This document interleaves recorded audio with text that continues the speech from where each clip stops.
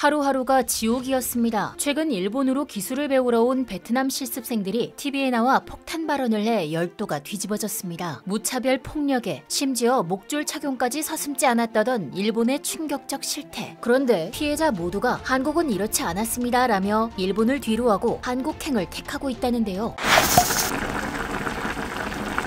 나는 깜둥이, 나는 IQ가 낮다. 최근 아프리카 말라위에서 현지 아이들에게 율동과 함께 이 같은 발언을 시킨 중국인이 체포되었는데요. BBC에 따르면 아이들은 50센트를 받고 이를 촬영한 것으로 전해졌으며 이를 지시한 중국인은 심지어 아이들을 학대한 혐의까지 추가로 밝혀졌습니다. 이 사건은 전 세계를 분노케 했고 해당 중국인이 엄벌에 처할 것을 요구했죠. 도를 넘은 중국인의 만행. 하지만 이에 못지않은 일을 그것도 전국적으로 행한 나라가 있었으니 바로 일본입니다.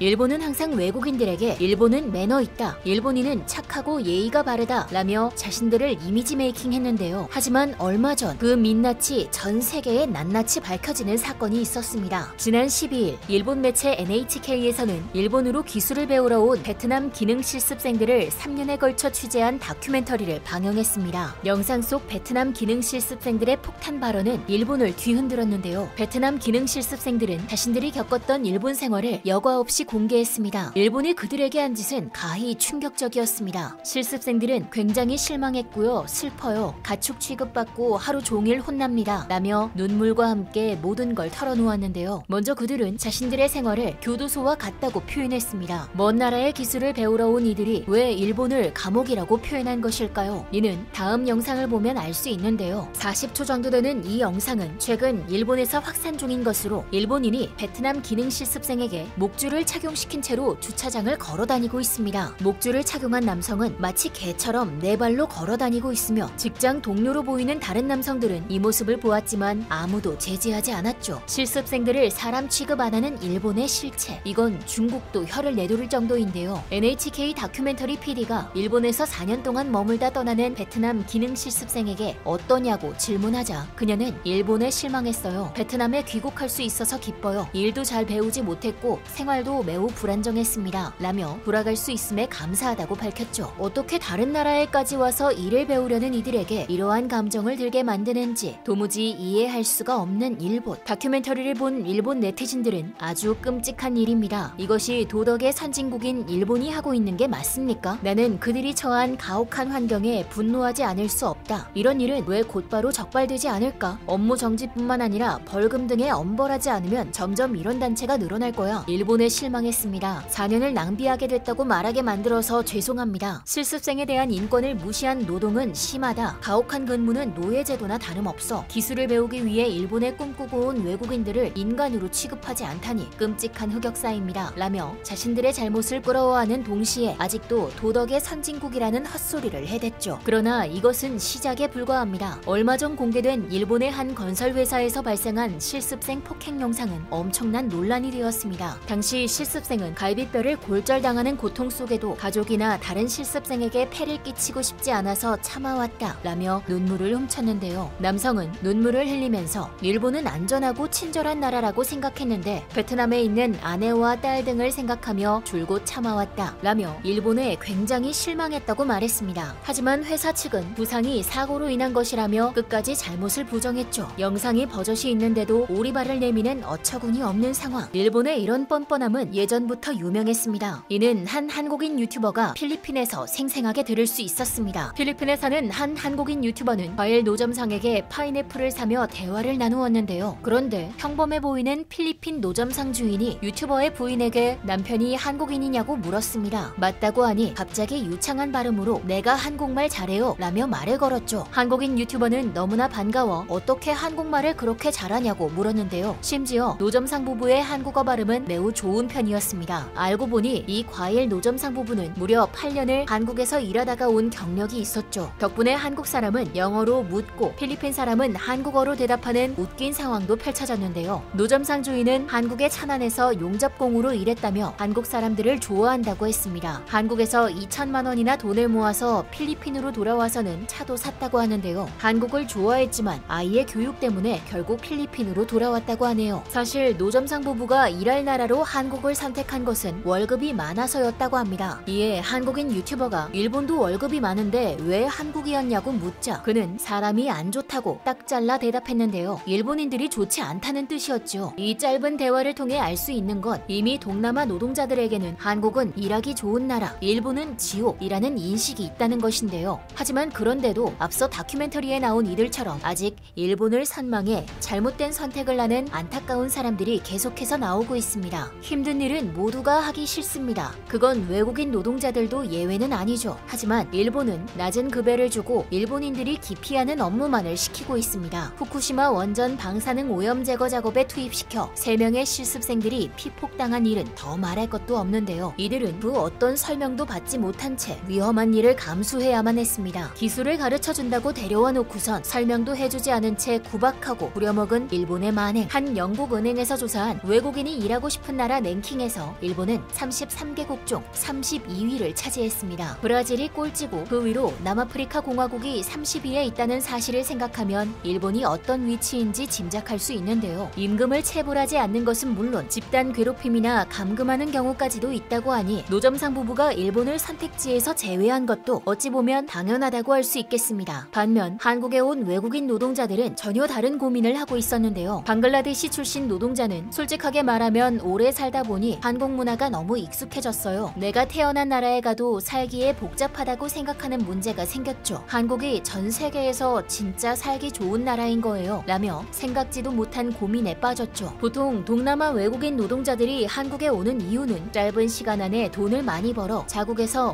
호의호식하려는 것이 큰데요. 하지만 막상 한국의 문화, 인프라, 시설을 경험해보니 자국에 돌아가 다시 전처럼 살 수 있을지 확신이 들지 않는다고 합니다. 그래서 최근을 보면 외국인 노동자들의 귀화 비율이 급격하게 증가하는 것도 그 이유에서입니다. 그에 반해 일본 정부는 일손이 부족해 외국인 숙련 노동자에 대해 사실상 체류기간 제한을 없애는 방안까지 추진하고 있는데요. 점점 일본을 떠나는 외국인 노동자들을 어떻게든 잡아보려는 일본의 마지막 발악 같은 것이죠. 소 잃고 외양간 고친다는 말이 딱 어울리는 상황입니다. 친절, 매너, 겸손을 외치지만 뒤로는 악랄한 짓을 하는 일본. 뻔뻔함이 도를 지나쳐 이제는 눈살이 찌푸려질 정도인데요. 한국 역시 많은 시행착오를 겪으면서 외국인 노동자들이 일하기 좋은 환경으로 변모했습니다. 이것이 한국과 일본의 차이점이자 국격의 차이인 것 같은데요. 앞으로 일본, 중국은 만행을 멈추고 아시아의 이미지를 더 이상 나쁘게 만들지 않았으면 좋겠네요. 지금까지 얼큰한 뉴스였습니다. 감사합니다.